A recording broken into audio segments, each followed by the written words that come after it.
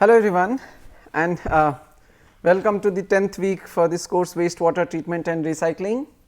So, we have covered 3/4 of this journey, and in these last 9 weeks, almost couple of months, we have talked about the various aspects related to the wastewater generation, its quantification, its quality characterization, then the natural attenuation or how it is dealt when it is disposed of in the nature, and then the various treatment aspects.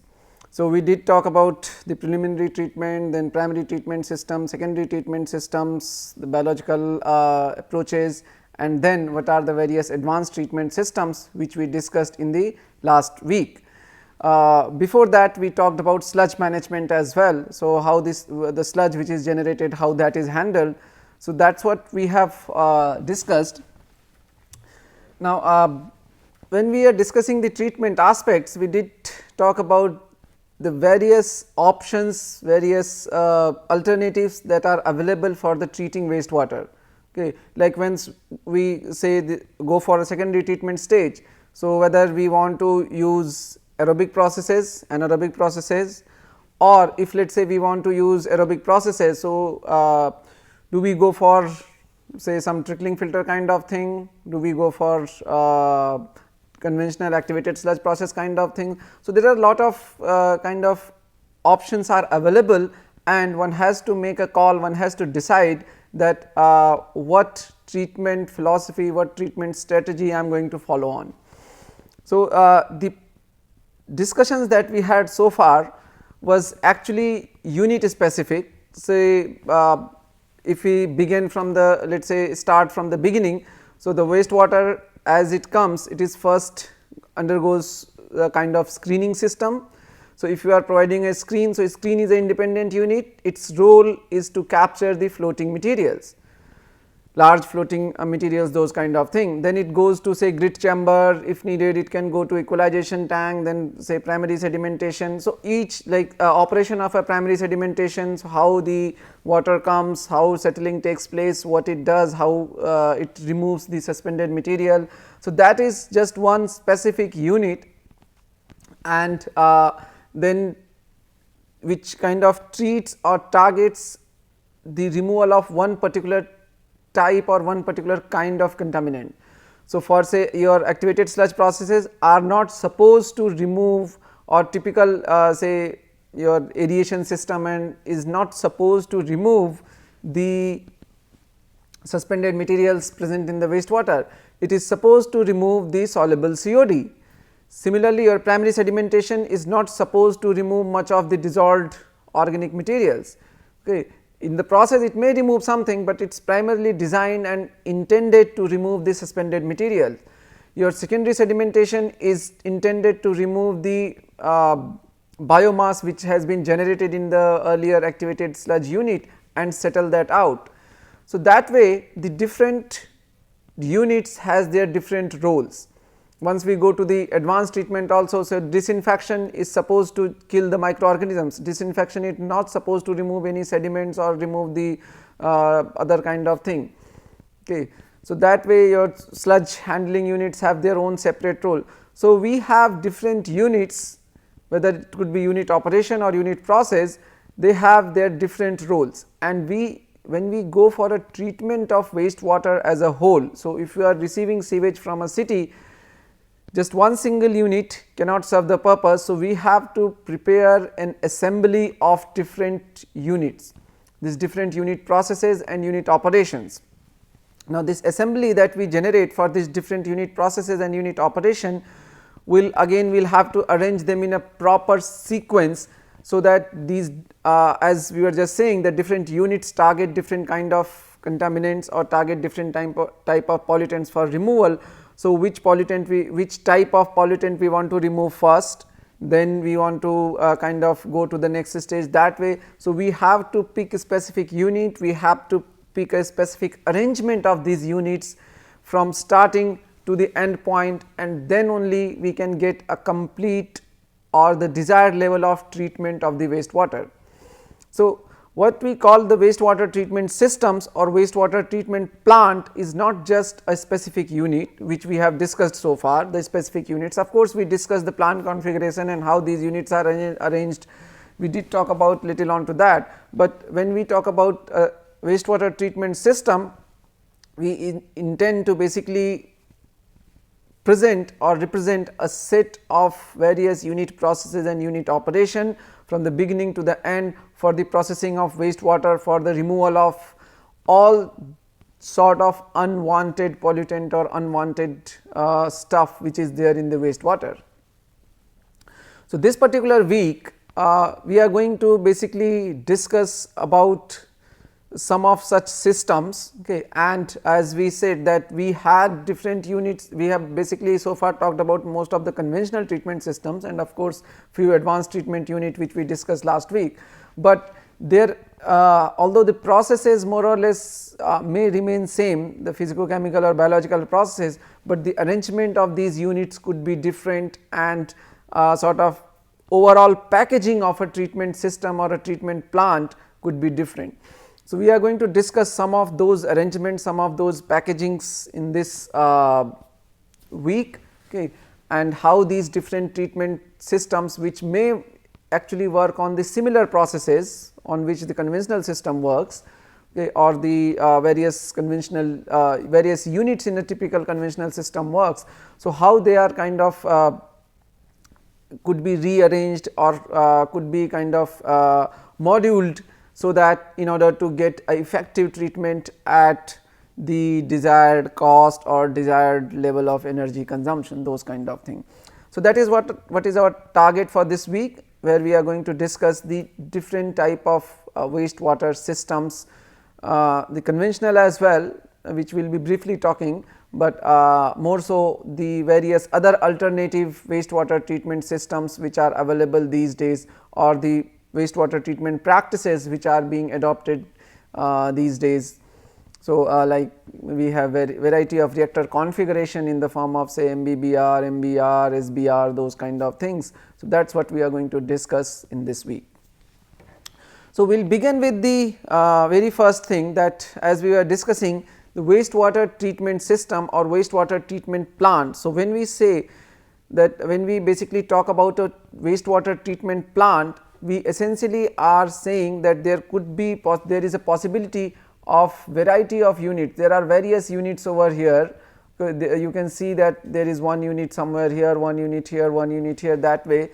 So, they may be the like doing same processes, or they might be doing different processes, like there are units here for something, these are some other units, these are some other type of units. So, they might be basically targeting for different processes.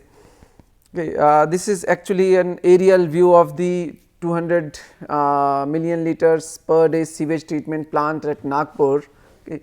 So, the wastewater treatment plant, when we say, is usually an integration of these different treatment units. Okay. So, we have been talking about these different treatment units across last few weeks. So, it is integration of these different treatment units for the removal of various target contaminants from the wastewater. That is what wastewater treatment plant or wastewater treatment system is as a whole. So, if we see, there are several unit operations and unit processes options are available for the wastewater treatment systems. Okay. A treatment system can actually be purely physico chemical also, or can be a combination of physico chemical and biological systems. One can go adopt as we were just saying, one can actually adopt a aerobic system, an anaerobic system, say advanced oxidation processes, where they do not go even for biological system. So, there are variety of treatment options available, and these options do consist several unit operations. Okay. Unit operations particularly, and the one which works on mostly physico chemical based principles, while there are unit processes which works on the biochemical based principles. So, there are variety of option under both these categories, unit process and unit operations, and we have to kind of pick and choose which unit we want to employ, or which we want to integrate with our treatment system or treatment plant in order to achieve the desired removal. Okay. So, it could be pretty simple, it could be at times pretty kind of complicated, that depends on variety of factors, like you see here one treatment plant which is in the Blue Pens wastewater treatment plant in the Washington US. Okay. So, that way we can have kind of this thing. So, if we see the wastewater treatment unit processes and unit operation. So, there are variety of options available, there are preliminary treatment, primary treatment, secondary treatment, then under advanced treatment, then variety of options available over here, and then kind of other engineered natural processes or those kind of processes are available. Okay. So, that way we have these variety of options. If we see, there are like there are options in much more detail. So, the wastewater treatment, as we say that wastewater treatment we use for sewage treatment as well, or for industrial effluent treatment. So, for sewage treatment plants, if we see, there are conventional treatment options which is based on activated sludge processes, or there are compact STPs in the various forms. Okay. There are other options available for either of these. For the effluent treatment plant, we have various conventional methods in the form of primary treatment, secondary treatment and tertiary treatment. We have various modern technology where zero discharge plant or zero liquid discharge, what we call. So, they for the pre-treatment, for the tedious removal, for the final residues management, those kind of thing, we have variety of options available. Then there are various recent technologies. Okay. So, like ozonization or your membrane bioreactors, those kind of technologies can also be used. Okay. So, we have discussed majority of these in the last few weeks, like in primary we see grit chamber, bar screen, then coagulation, flocculation or biological treatment, then secondary treatment, activated sludge process or aerobic anaerobic digestion, sequential batch reactor, which we will be discussing this week, or trickling filter, those kind of thing. Okay. For conventional systems also, as we discussed the typical activated sludge process, or we discussed anaerobic treatment setups as well. So, these since there are variety of options available. Okay. So, we have to make a choice depending on which eventually depends on several factors. Okay. The choices we make, it is such that it is not that there is just for one particular type of contaminant removal we have just one particular method. A same method, a same type of contaminant could be removed by several different approaches. So, like just last week when we were discussing the advanced treatment aspects, so we say that your organic materials can be reduced by the advanced oxidation processes. Okay. So, you have an option to say go for full advanced oxidation process, you have an option to go for partial advanced oxidation process and then put it for the biological degradation or conventional biological degradation, or there are units such as RO and those kind of thing which also can be used for removal of these constituents, okay, to very fine scale. Okay. There are other oxidants which can be used, okay, like chlorine or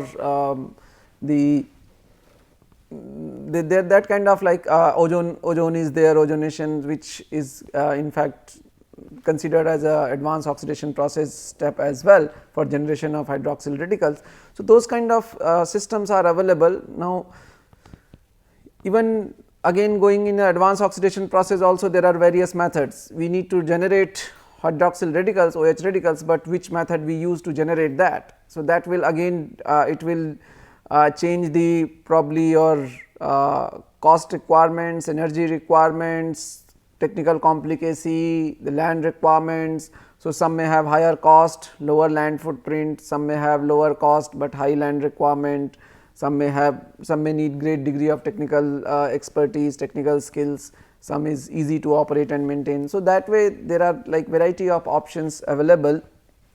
So, when we have to say make a call, or when we have to decide that for which treatment facility we want to go, or for what kind of treatment facility we want to go, we have to see various things, and these factors eventually govern our decision. So, what could be these factors? This is the desired degree of treatment. So, how much treatment we want to provide. There is regulatory requirement. Okay, your desired degree of treatment itself can depend on the regulatory requirement. So, if you are, let us say, going for a dispose, so there is a regulatory requirement that this is the effluent discharge standards. So, if you want to discharge that in a, say, water body, you have to meet these standards, and for getting to those standards you have to have certain treatment approach. Then there are kind of even if somebody is, let us say, planning for reuse, so there is reuse standards, regulatory reuse standards could also be there. So, that way we may have regulatory requirement which kind of governs our to what level we must treat the water or the wastewater that way. Then the available budget, okay, how much funds are available, that will, if you do not have, let us say, ample amount of budget or enormous amount of budget, and you plan a very high end process which can give you say the best possible degree of treatment, you plan to go for RO, but if you do not have budget for that, so how you are going to install it. So, the selection of process also depends on the availability of funds, how much funds is available, how much budget is allocated for that particular project. So, that will be another criteria. Then installation and operation and maintenance cost. Okay. So, again depending on your budget, once you know that okay, these are the funds available. So, how much you can spend in terms of installation and operation and maintenance cost, that also will govern. Many times like process selection is done first and then the budget is asked from the government. So, again those kind of things has to be seen. Okay. Then the availability of land, if you are planning say a process which has a very high land requirement, as we discussed during the sludge processing as well, or there are various other treatment aspects which like for wetlands and those kind of system we need very large area. Okay. So, that much large reason or that much area of land, whether it is available or not at the first place, because if you are planning a wastewater treatment facility at say urban area, densely populated urban area, so how much land you can spare for those kind of facilities, that is also a question. Okay. So, many times like the design or the process selection is primarily governed by the availability of land, and more so in the industry, let us say you are planning an industry. So, you have all those resizing and these things, now you have to treat industrial effluent, you cannot allocate infinite amount of land. So, you have a fixed region available. So, whatever process you go, whatever process you select, it has to be compact enough to fit in that region, in that area which is available. Okay. So, that is another criteria for kind of selecting these specific unit, or that way govern deciding the like full stages of the treatment. Then there are skills available. So, if you say want to put a treatment system in a rural area or in a developing world where there is not that great degree of skill is available. So, you can basically let us say you install a plant which requires significant amount of operation and control, and you do not have available manpower for that. So, those kind of system, the installation is fine, so you will hire somebody who can install it, all right, but at the operations stage there is a high chance of failure. So, for let us say installing a setup in a rural area or in a village area, it has to be operated by somebody. So, you need those kind of skilled people who can stay in there and operate. So, if you can if you find it difficult to manage those kind of skilled manpower available, so how you are going to basically manage even if this facility is installed. So, that way that is also a criteria that how much skills is available in that particular domain. Then climatic conditions is another factor. So, many time what happens that say you have a system which is working fairly good at an arid humid region or hot climate conditions, but you want to put through a system in a say colder climate. So, many of these microbiological systems have this restrictions or limitation, one can say, that they will not be able to work that efficiently at a colder climate. Okay. Because at cold climate the activity of the bacteria or the growth rate of bacteria, which is temperature dependent, will itself go down, and as a result your efficiency may go down. So, depending on the climate conditions, if you are planning for a let us say colder region, then you probably have to think of more of onto the physicochemical processes which can operate at even cold temperatures as well, okay, where biological systems will have restrictions in working, particularly if they are placed in the open. So, if you are planning a biological system, you have to think about the temperature control or adequacy of the biological systems to work at the temperatures that are available there. Okay. Then of course, there are operation and maintenance, okay, how operation and maintenance is going to be done of that, and to some degree there is a social acceptability which also can govern these things. So, for say for removal of certain contaminants, people go for treatment like the bone char is a very good adsorbent for removal certain contaminants, okay. But if you want to put that water for reuse, and people in certain societies, let us say in India only, they know that okay, this is treated by the bones of some certain animals or those kind of thing. So, many people will have objections onto reuse or utilizing that water further. So, there is kind of social criteria may also come in picture, okay, which is not always relevant though, okay, because many times particularly in the developed world this is not a big point of botheration, particularly for the wastewater treatment, okay, until unless you are going to put it through reuse. For reuse purpose it is, for reuse the social acceptability is one very big issue, okay. Even in the most of the developed worlds, if you want to reuse the water for say potable or domestic applications, there is a lot of social obligations and social objections that come through. So, that we are probably will be discussing at some other class, some other lecture next week. So, these are the basic kind of factors, there might be few more, but these are some of the basic factors which kind of governs the what options, what treatment units, what treatment choices we are going to make for treating the wastewater at our hand, okay. And then once we make the choices, we have to think about the sequencing of these various treatment units as well. So, within a plant how these treatment units are arranged, how these treatment units are sequenced. So, for say if you are planning to put a screen, you have to put it at the beginning itself, okay. There is no point of putting a screen post sedimentation tank, because many of the things will get settled which can be actually removed through screens may get settled or may basically block your settling devices, okay, may cause hamper in the process of settling itself. So, you want to tap that first.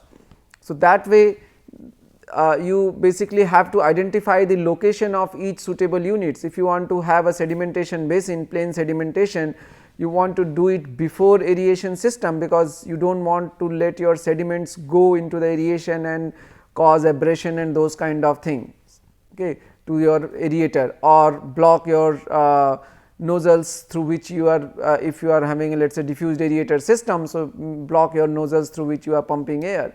So, those kind of challenges, issues might come. So, that like depending on the what type of contaminant, because as they say that the domain of removal of a say suspended domain of a removal of a sedimentation basin or a grit chamber or a activated sludge process are different, but still it is preferable to keep them in a desired sequence, because if you replace that, the other things which you are going to remove later maybe is going to create problems in the your earlier unit that way. So, if you do not remove the sediments, that is definitely going to create certain issues in your aeration systems, okay. So, that way we have to basically think of sequencing as well. Okay. So, the influent wastewater we are having, ideally we should first go for screening and grit removal, then neutralization chamber if need, and coagulation flocculation requirement if it is there. If it is not there, it is fine, we can go to sedimentation, activated sludge process, and that way we move from units to units. Okay. So, this is how the treatment the different treatment options or the different treatment approaches are picked and then are put through in a proper sequence in order to achieve the desired degree of treatment. So, as we said that we are going to talk about the variety of the treatment various treatment systems which are used in field. Okay, like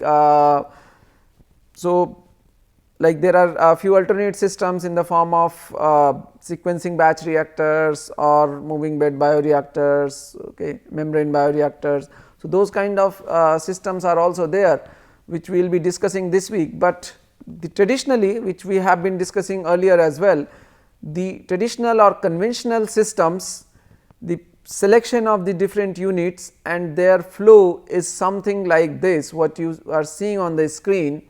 So, in a conventional activated sludge process, which is by far the most popular system for treating the sewerage or treating the sewage system. So, you are having a raw sewage which eventually first goes to the screen and then to a grit chamber. So, screen removes the floating material, grit removes the grit items, then it flows to your primary sedimentation basin, from where from this primary sedimentation the suspended materials are settled and overflow goes to a aeration system. Now, from aeration again here the soluble BOD or COD, whatever you call that, is reduced and then it actually further overflows to the sedimentation secondary sedimentation tank. Okay. So, this will remove the floating materials, this will remove the grit items, this removes the suspended settleable materials, this removes the soluble BOD, this removes the biomass which is generated here. So, those solids are also pushed through again and this which comes here.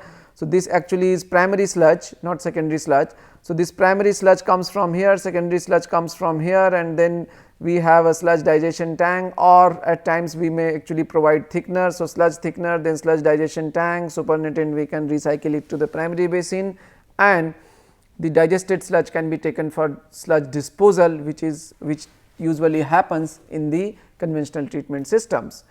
Beyond that, there is an option for tertiary or final treatment system, either tertiary treatment system or just final effluent is captured from this point onwards, and that way this final effluent is typically or usually discharged in some natural water bodies. Okay.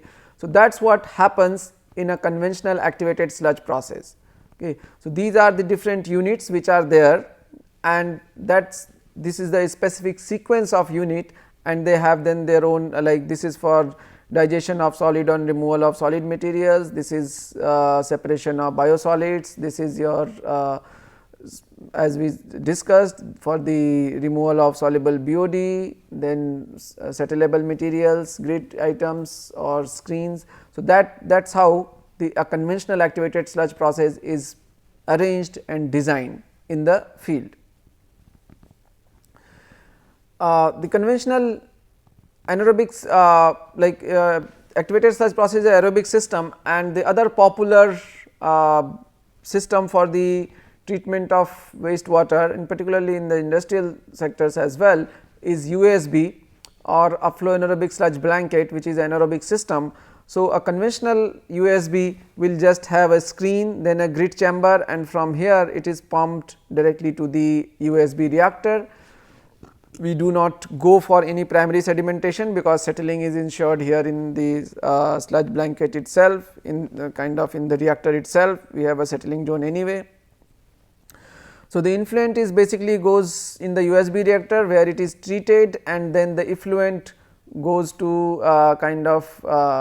effluent is collected and it can be put through another treatment unit or for final disposal depending on its quality. Sludge can be collected for sludge treatment, which is process similar to the aerobic sludge. Okay. However, the generation is very little, so regular sludge withdrawal is not needed, and the gas can be collected to a gas holder, and then from this point onwards it can be either like collected for use, which is generally not there, and most of the time it is just flared off in the conventional systems, okay, because gas collection becomes quite costly affair. So, even though this is generated, but it is not that frequently used for. So, these are the kind of screen, grid chamber, USB system, gas system mechanism, sludge handling system, okay, are the typical units for a conventional USB based system. USB is just this much, but USB based treatment systems will have all these conventional unit, and then the since USB effluent has very low dissolved oxygen, it is anaerobic process. So, there is no dissolved oxygen, and if we want to dispose of the effluent particularly to some river. So, we must ensure that there is adequate amount of dissolved oxygen present in the water, and for that purpose it is often kept in a kind of open pond, okay, for acquiring certain oxygen before it is disposed of. So, the post treatment, which may be polishing pond, those kind of thing, it can be kept for some time, or if in industrial wastewater treatment systems, if the effluent is still having quite high organic load, so it can be processed through another aerobic system. So, that is what is the typical conventional USB system. So, we will conclude this discussion for the lecture here, and in the next class then we will be discussing about some of the alternate treatment schemes, alternate treatment systems that is there, which these days people are kind of preferring to use at times, or maybe even if not preferring, so opting for using those things as well along with these conventional systems. So, thank you for joining, and see you in the next class.